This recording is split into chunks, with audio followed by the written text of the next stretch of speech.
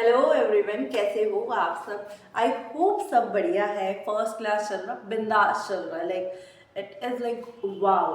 ठीक है, तो वही वाओ वाली फीलिंग को हम कंटिन्यू करते हैं और आज किया टॉपिक समझते हैं। Let's just begin today's topic, but before that आपको पता होना चाहिए हम करने क्या वाले हैं और क्या कौन सा चैप्टर चल रहा है। हमारा चैप्टर नंबर चल रहा है balance of payment.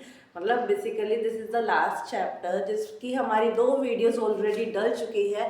The first जो आपका मीनिंग होता है, द सेकेंड मॉनेटरी ट्रांजेक्शन होती क्या है, एक हमने ब्रीफ करे हैं इन दोनों चीज़ों के बारे में। तो आज हम देखने वाले हैं बैलेंस ऑफ पेमेंट के component.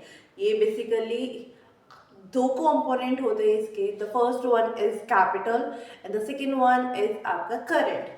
Capital account and current account, ये 2 कंपोनेंट होते हैं बैलेंस ऑफ पेमेंट के।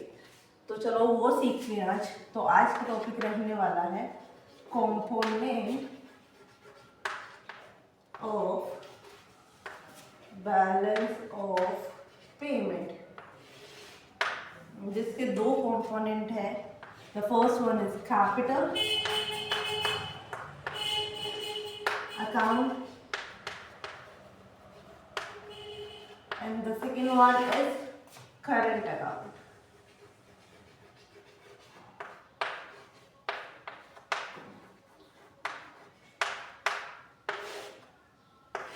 मतलब ये 2 अकाउंट्स क्यों, इसका क्या रोल रहने वाला है, कौन सी ट्रांजेक्शन इसमें इंक्लूड होगी, उससे क्या इफेक्ट आएगा क्या नहीं आएगा, तो वही हम देखने वाले हैं। आज हम ये दोनों टॉपिक करने वाले हैं। ठीक है, कैपिटल भी और करंट भी।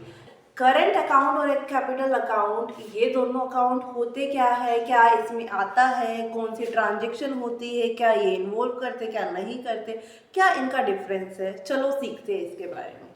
तो हमारा करंट अकाउंट और capital account, the first main thing of these account कि दोनों बैलेंस ऑफ पेमेंट को शो करते हैं। करंट अकाउंट जो आपकी ट्रांजेक्शन होती है, कौन सी ट्रांजेक्शन इसमें इंक्लूड होती है, वो ट्रांजेक्शन जो एसेट एंड लायबिलिटी स्टेटस पे अफेक्ट नहीं डालता है। एसेट एंड लायबिलिटी स्टेटस मतलब मैंने आपको पहले भी बताया था, आई थिंक फॉरेन एक्सचेंज में करवाया था या पहले चैप्टर में करवाया था कि एसेट एंड लायबिलिटी स्टेटस होता है, अगर उस पर अफेक्ट आ रहा है तो इसका मतलब वो करंट अकाउंट में वो ट्रांजेक्शन नहीं जाएंगी, और अगर उससे कोई ना तो वो बढ़ रहा है ना वो घट रहा है तो वो किस में चला जाएगा, करंट अकाउंट ट्रांजेक्शन में। और अपोजिट होता है आपका कैपिटल अकाउंट ट्रांजेक्शन, मतलब कैपिटल अकाउंट, इसमें वो सारी ट्रांजेक्शन जाती है जिसका अफेक्ट आता है, मतलब जिससे अफेक्ट होता है asset and liability status. The first thing is कि एसेट एंड लायबिलिटी स्टेटस को हम चेक करते हैं। अगर ट्रांजेक्शन के होने से एसेट एंड लायबिलिटी अगर हमारी बढ़ रही है या घट रही है तो हम करेंगे कैपिटल में। अगर नहीं बढ़ रही है नहीं घट रही है, जो कि तो है वो कांस्टेंट है, वो चेंज नहीं हो रही है, जो कि तो है फिक्स है, उसमें कोई भी इवन माइनर चेंज भी नहीं आया है, तो उस केस में वो सारी ट्रांजेक्शन जो है कैपिटल की जगह करंट अकाउंट में जाएगी। आई रियली होप आपको ये चीज़ समझ में आई। मतलब देखो मैं यहाँ पे लिखती हूँ कि अगर asset and liability status affect हो रहा है, लायबिलिटी स्टेटस होता है ना,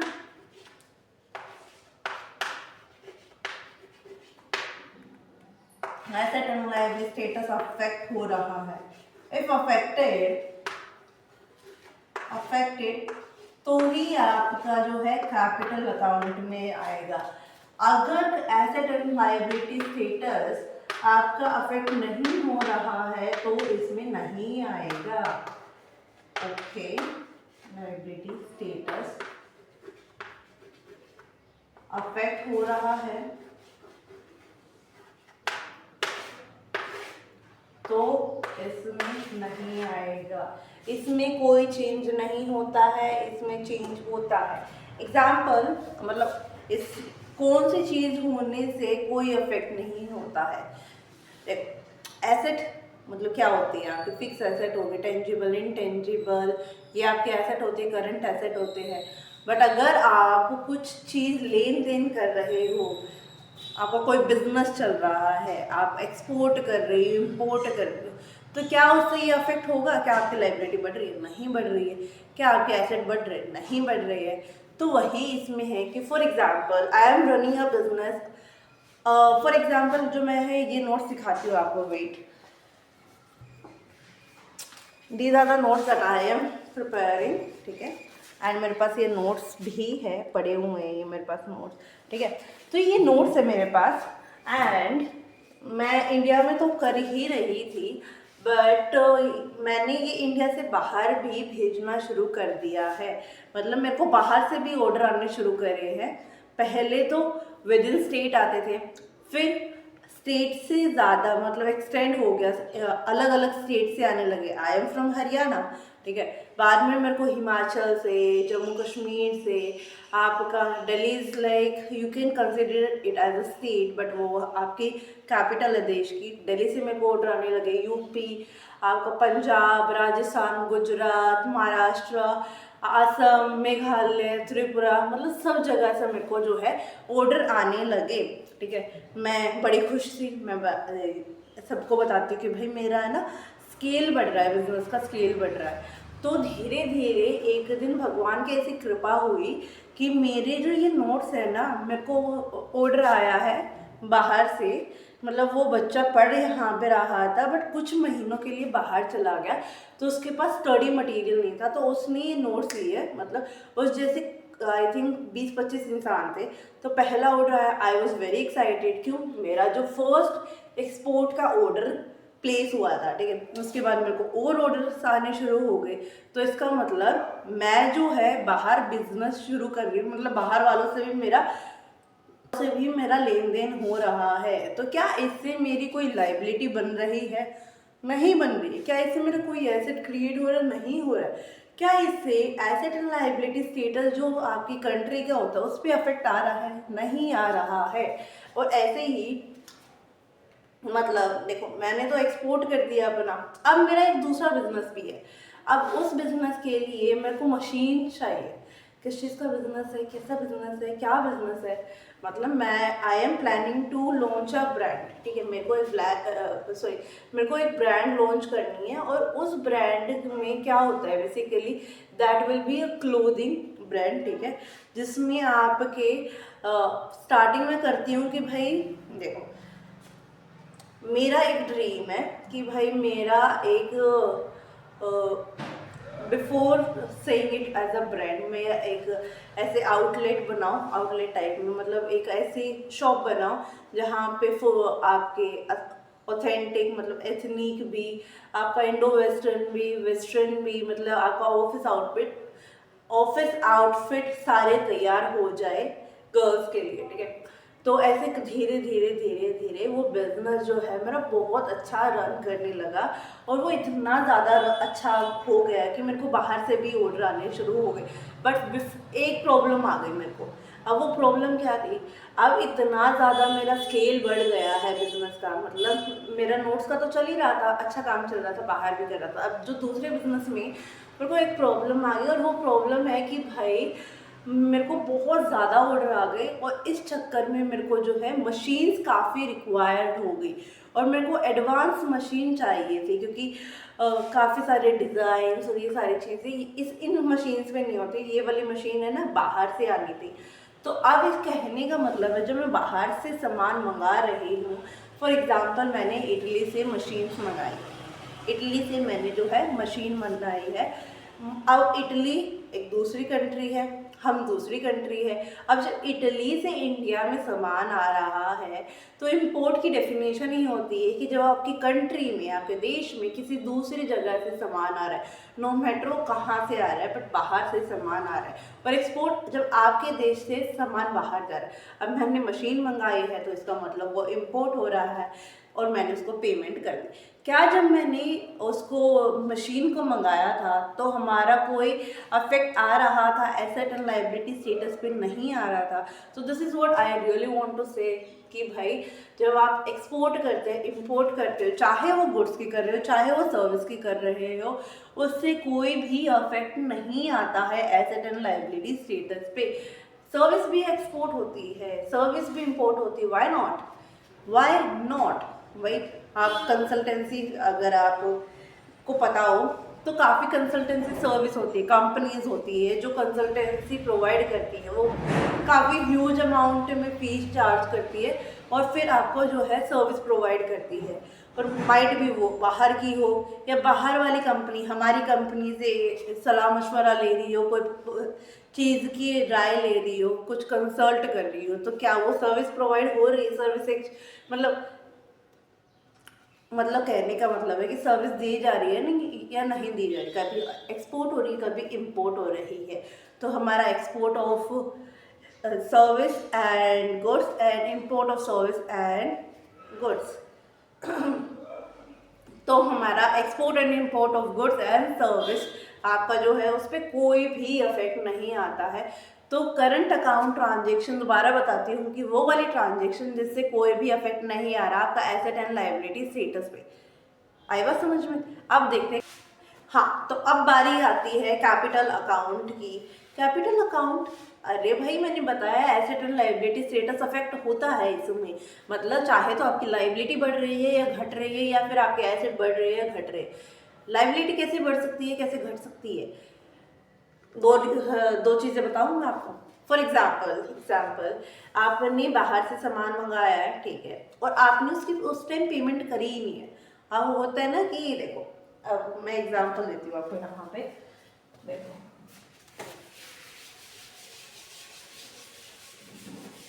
देखो यहाँ पे एक shop, this is a shop, ठीक है, और यहाँ पे मेरा घर है, बहुत सुंदर, बहुत ब्यूटीफुल, जस्ट लाइक वाव, ठीक है, ये मेरा घर है।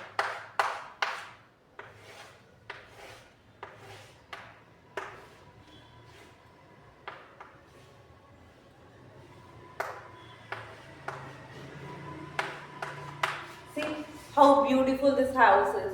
तो ये मेरा घर है, I am living here, this is me, मैं यहाँ पे खड़ी हूँ। एक सेकेंड, ये ना कुछ फंक्शन था, कुछ गेट टुगेदर था।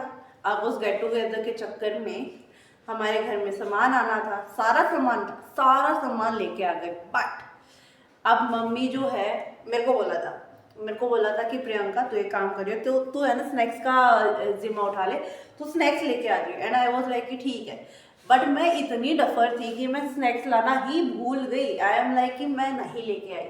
अब दरवाजे पे गेस्ट खड़े हैं, एंट्री कर रहे हैं, और यहाँ पे मम्मी कह रही है कि जा किचन से ना स्नैक्स का अरेंजमेंट कर, जल्दी जल्दी चाय बना, बिस्किट लगा और समोसे कचौरी वगैरह जो भी है जल्दी लेके आ।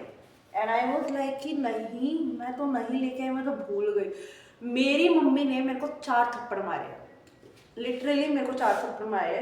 मैं वहाँ से रो रही हूँ कि ऐसे करते हैं ना बच्चे कि उनको हाँ पीटते हैं, फिर मम्मी कहती है रो मत और पिटेगी। तो मेरी मम्मी भी वही सेम डायलॉग कि रो मत, फिर और मार खाएगी। तो आई वॉज लाइक कि चुप हो जाती हूँ, इसी में भलाई है, 4 थप्पड़ तो मार ही दिए मम्मी ने।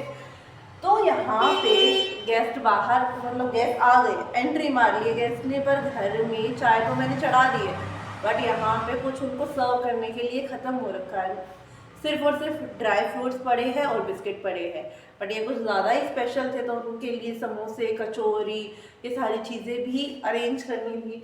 तो मम्मी बोलती है कि अब तो उन्हें गलती तो कर ही दी है, एक काम कर, बिल्कुल साथ वाले घर से एक घर, मतलब जो हमारा साथ वाला घर है उससे आगे है ना एक दुकान है, उससे जाके सामान लेके आ, चुपचाप पीछे वाले दरवाजे से जाके। अब मैं वही करती हूँ कि पीछे वाले से दरवाजे से जाके चाय को सिम पे करके और मैं जो है सामान लेने जाती हूँ। अब मैं बोलती हूँ, मम्मी बोलती है कि पैसे बाद में दे देंगे, ये क्या बोला मैंने, पैसे जो है बाद में दे देंगे, मतलब हाथ में नहीं दिए अभी पैसे, बाद में दे देंगे। बाद में कितनी, शाम को दे देंगे, ठीक है। अभी 11 बजे है, शाम को 6-7 बजे तक हम उनकी पेमेंट कर देंगे। अब मैं सामान लेके आई हूँ 1000 रुपये का यहाँ से, क्योंकि 10 से 12 इंसान आए थे, तो 1000 रुपये का मैं सामान लेके आई हूँ। यहाँ पे ये अंकल सब जानते हैं मेरे को, ठीक है, मतलब पापा को जानते हैं, मम्मी को जानते हैं, उनके थ्रू मेरे को जानते हैं। अब उन्होंने बोल दिया कि कोई बात नहीं बेटा, आप लेके जाओ, आप शाम को दे देना, कल दे देना, परसों दे देना, आप कहाँ पे जा रहे हो। तो अब कहने का मतलब ये है कि मैंने यहाँ पे कितनी देर के लिए उधार करी है। मैंने बोल दिया कि अंकल मैं आपको शाम को पे कर दूंगी, और मैंने इनको शाम को 5:30 बजे मैंने इनको 1000 रुपये पे भी कर दिए। तो कहने का मतलब क्या है, क्या यहाँ पे मैंने उधार करी है, नहीं करी है, डेफिनेटली यहाँ पे मैंने जो है उधार करी है, मेरी बोरोइंग्स हुई है, बट मैंने बहुत ही कम टाइम के लिए करा है, बहुत ही शॉर्ट पीरियड के लिए करा है। तो दिस इज मतलब अगर कोई देखे, कोई ऐसे लगाए कि भाई मेरे को किसको कितना देना है, तो उसमें काउंट होगा या नहीं होगा अंटिल आई पे फॉर इट। तो डेफिनेटली बोरोइंग्स में आएगा कि भाई आपने जो है इतने देने हैं, उधार हमारे इतने हो रखे हैं, तो 1000 रुपये उसमें ऐड ऑन हो जाएंगे ना। तो वही कहने का मतलब है कि इधर दैट्स योर शॉर्ट टर्म और your long term, borrowing is always borrowing, liability is liability. तो यहाँ पे कैपिटल अकाउंट में बोलते हैं कि जब गवर्नमेंट, मतलब जब एक कंट्री दूसरी कंट्री से शॉर्ट टर्म क्रेडिट पे ट्रेड करती है, लेन देन करती है, उसको आप जो है इंक्लूड करते हो कैपिटल अकाउंट में, क्योंकि वो ट्रांजेक्शन जो है अफेक्ट करती है आपका एसेट एंड लायबिलिटी स्टेटस। आई बात समझ में? चलो, अब दूसरा क्या हो सकता है जो लायबिलिटी को अफेक्ट करे आपकी, बताओ बताओ। अच्छा, दूसरा क्या हो सकता है कि जो आपकी लायबिलिटी को अफेक्ट करे, बताओ, सोचो सोचो। Very true. अब किसी ने बोला है, मेरे को यहाँ पे ना कमेंट देख रही हूँ मैं कि किसी ने लिखा है borrowing. Very good, very true. कि लाइबिलिटी मतलब होता क्या है, उधार होती है आपकी, कर्ज होता है, और उस कर्ज में आप क्या होते हैं कि भाई मैंने आपको पहले की वीडियोस में देखा होगा आपने, मैंने इस कॉन्सेप्ट को बहुत अच्छे से समझाया है बोरोइंग्स का। तो उसमें क्या होता है कि आपने किसी से भी कितना भी पैसा लिया है उधार में, उसको बोलते हैं बोरोइंग्स। फॉर एग्जाम्पल यही एग्जाम्पल मैं दूँ आपको। मैं बाहर जा रही थी और देखो, मैं बाहर से आ ही रही थी, जा नहीं रही थी, मैं आ रही थी, घर पे कोई नहीं था, दरवाज़ा बंद था, ताला लगा हुआ था। अब मेरे को जाना था शॉप पे, मतलब कुछ सामान लेके आना था, मेरे को बुक्स वगैरह लेके आनी थी, बट मेरे पास पैसे नहीं थे।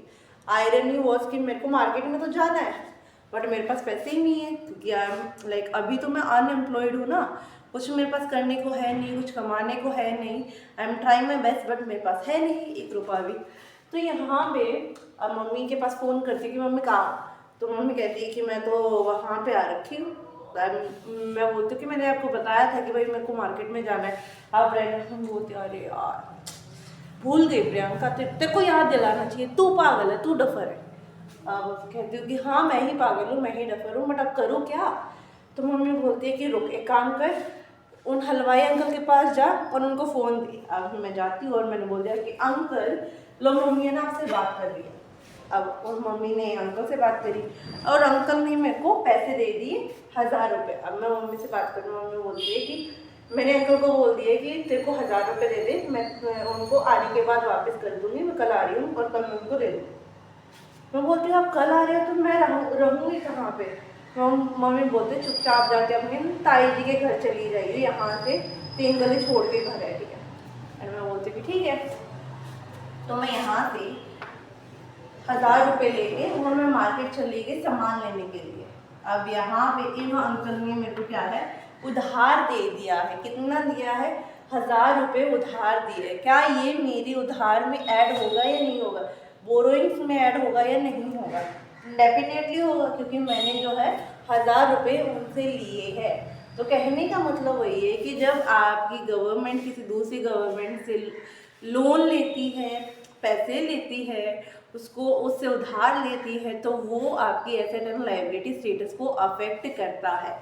ओके, अभी तक हमने 2 करे हैं। द फर्स्ट वन इज हमने कौन सा कराया था, बताओ बताओ बताओ बताओ, short term trade credit. Second one हमने करा है बोरोइंग। थर्ड वन हम करने वाले हैं फॉरेन इन्वेस्टमेंट, मतलब इन्वेस्टमेंट इन्वेस्टमेंट इन्वेस्टमेंट। भाई मैं इंस्टाग्राम पे भी डाल रही हूँ, those who really want to learn new things और 1 मिनट के अंदर अंदर सीखना चाहते हो, तो इंस्टाग्राम पे जाओ, मेरे को जाके वहाँ पे सब्सक्राइब, मतलब सॉरी, यूट्यूब की आदत हो गई है, तो इंस्टाग्राम पे जाओ, मेरे को वहाँ पे फॉलो करो, और वहाँ पे आपको 1 मिनट के अंदर अंदर नई नई टर्म सीखने को मिल रही है। तो कल मैंने इंस्टाग्राम पे इन्वेस्टमेंट के बारे में बोला था। वेट, मेरी पेट आ गई है, गुल्की। हाँ जी, हाँ,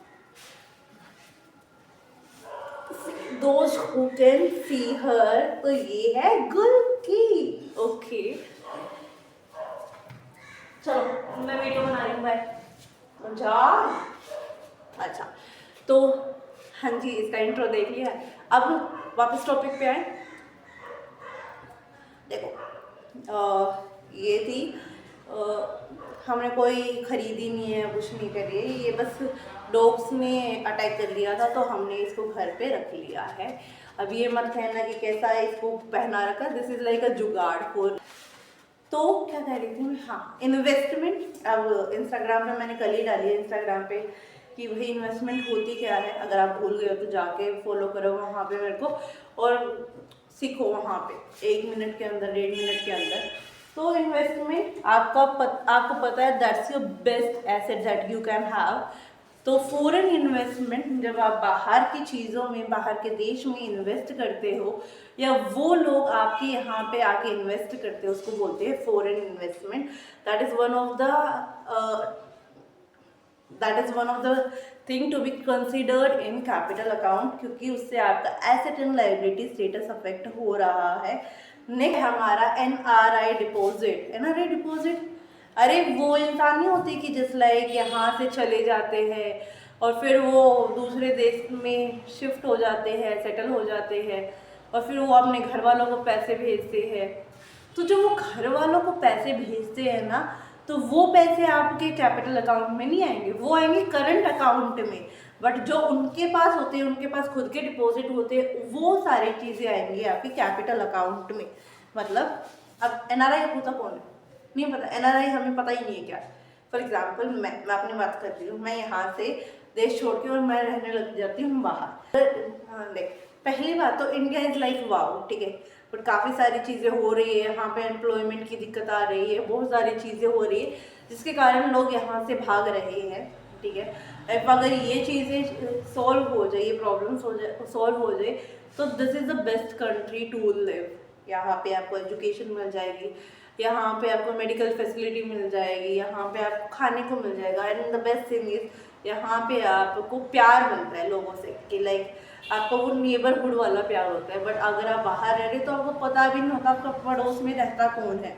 तो अगर ये सारी चीज़ें, ये प्रॉब्लम्स ना हो, तो India is like best to live, ठीक है। और अगर ये सारी चीज़ों को दिमाग में रख रहे हो, एक चीज़ और मैं बोलती हूँ कि यहाँ से जो इंसान बाहर जाते हैं ना, तो सडनली कंप्लेन करना भी शुरू कर देते हैं कि भाई यहाँ पे इतनी गंदगी है, वहाँ पे इतना साफ है।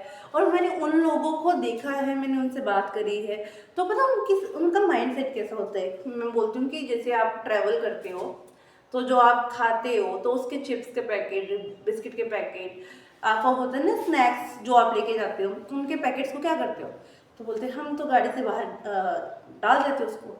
और मैं कहती हूँ कि आप बाहर रहते तब क्या करते हो, तो बोलते हैं कि यार वहाँ पे तो स्ट्रिक्ट रूल्स है, और वहाँ पे तो ऐसे ना पनिशमेंट होती है, वहाँ पे भी बिल्कुल साफ़ सफाई रख रखी है, तो डस्टबिन में ही डालते हैं। बट आयरनी देख रहे हो कि खुद के देश में अगर रह रहे हो तो गंदगी मचा रहे हो और फिर इस देश को गंदा बोल रहे हो। बट अगर बाहर रह रहे हो तो आप बिल्कुल रिस्पॉन्सिबल सिटीजन बन रहे हो, यहाँ पे नहीं बना जा रहा आपसे, बट बाहर आपको दिखाना है कि यार you are a good citizen. यहाँ पे आप अपने ड्राइविंग भी बिल्कुल ढंग से करते हो, सॉरी, आप बाहर आप ड्राइविंग भी बिल्कुल सही से कर रहे हो, यहाँ पे आपको रैश ड्राइविंग भी करनी है, रूल्स भी तोड़ने हैं, और अगर आप पकड़े जाते तो आपको वो होता है ना कि भाई घूस भी देनी होती है, आपको ब्राइब देनी होती है, तो वो सारी चीज़ें करते हो, फिर आप ब्लेम करते हो, सिस्टम को ब्लेम करते हो, then you can not do this, ठीक है। आप नहीं कर सकते। अगर आप में ही खोट है तो आप क्यों किसी को बोलो? पहले अपने आप को देखो, अपने आप को इम्प्रूव करो। ये दोगलापंती मत करो कि यहाँ पे कुछ हो है, वहाँ पे कुछ है, तो this is not right I think. Topic को दोबारा देखते हैं। तो कहना एनआरआई का टॉपिक चल रहा है, तो एनआरआई में मैंने बोला है कि जैसे जो एनआरआई होते हैं 5 साल 10 साल के लिए बाहर चले जाते हैं और वो अपने घर वालों के लिए पैसे भेजते हैं, हर साल पैसे भेजते हैं, तो वो पैसे आपके कैपिटल अकाउंट में नहीं आते क्योंकि उससे कोई भी अफेक्ट नहीं हो रहा है। बट अगर उनके पास उनके कुछ डिपॉजिट्स है तो वो सारे के सारे आ जाते हैं आपके कैपिटल अकाउंट में, क्योंकि that is been treated as asset for the country, ठीक है। आई होप आपको समझ में आया होगा। तो ये टॉपिक थे आपका capital account and current account. Current account जिसमें asset and liability status affect नहीं होता, कोई चेंज नहीं होता, कुछ नहीं होता है, जिसमें हमने देखा है एक्सपोर्ट एंड इम्पोर्ट किसके, गुड्स एंड सर्विस के। कैपिटल में हमने देखा है कि भैया आपका बोरोइंग देखा है, हमने शॉर्ट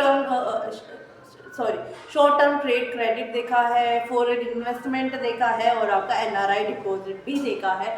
तो आई रियली होप कि आपको आज का टॉपिक समझ में आया होगा कि भाई हाँ होता क्या है और क्या कंपोनेंट्स होते हैं, ठीक है। तो इस वीडियो को लाइक कर दो, ठीक है। अभी नहीं, पहले ही कर दिया करो, जैसे ही आप वीडियो देखना शुरू करो वीडियो को लाइक कर दिया करो। व्हाट्सएप पे जितने ग्रुप्स है, जितने कॉन्टैक्ट है, सबके साथ शेयर कर दिया करो, क्या पता किसकी काम आ जाए, ठीक है। स्टेटस लगा दिया करो, ठीक है। वो वाली स्कीम, चलो वो वाली स्कीम करते हैं कि एक बंदा 3 बंदों को बताएगा, फिर वो 3 बंदे नेक्स्ट 3 बंदे को बताएंगे, ऐसे करो, ठीक है। Just kidding. कि अगर आपको लगता है कि like this is really really fruitful and beneficial and देखने में भी अच्छी है, तो आप प्लीज़ इस चैनल को रिकमेंड करो, इसकी ग्रोथ करवाओ।